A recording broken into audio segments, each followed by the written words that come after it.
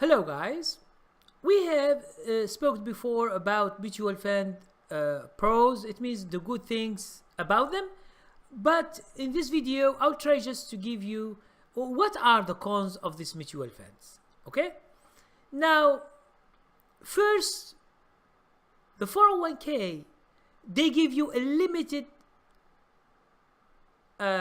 mutual funds. It means you don't have too much, you don't have a lot of sectors, a lot of things to choose from. The second drawback is that if you are not allowed to buy stocks in most of the 401k, you are not allowed to buy stocks because they don't get money from these stocks.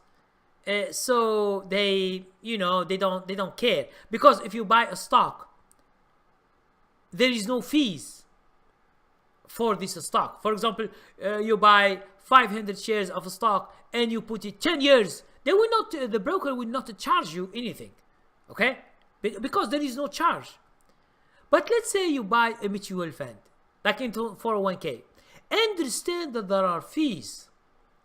Each mutual fund has a fee, and you can go to your 401k and you can check. There are some that can go to 3%.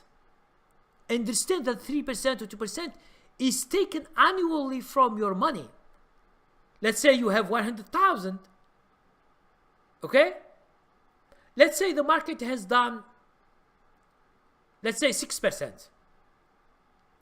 The 3%, for example, is taken, $3,000 is taken from the 401k, from your account, or 2,000 is taken from these mutual funds. Okay? So try to see the fees in each mutual fund. Just go to your account, see where is your money, see the performance of your mutual funds, see their fees. Because there are some that have lower fees, some that have a bigger fees. Some, they are very famous and they are doing so well. These mutual funds, they are like stocks. It means they are indexes. They go up, they go down. Some, they are doing bad. So you should take a look always, each 1 month or 2 months or 6 months. Try to see what's going on into your investment. Because understand that other people, they don't care. They care about what is good for them. But you should care about what is good for you. And no one will do this. Okay? And you will be surprised sometimes when you see that your money is put into a new mutual fund, that it is losing money. 10% or 15%. It is losing a lot of money. But you, since you don't know in your job or the 401k, they will never send you a letter saying to you that your investment is doing bad. They will never say that. Because for them, they take their money, they take their fees. What about you? They don't care. No one cares. Because this is how the business is made. Anyone wants his fees, his things, and whatever happens, happens. So this is the bad things about the 401k is the fees. They don't let you buy stocks. There is no a lot of mutual fund that you can choose from because they give you just few. Okay, and this is too bad. So try just to be aware of this.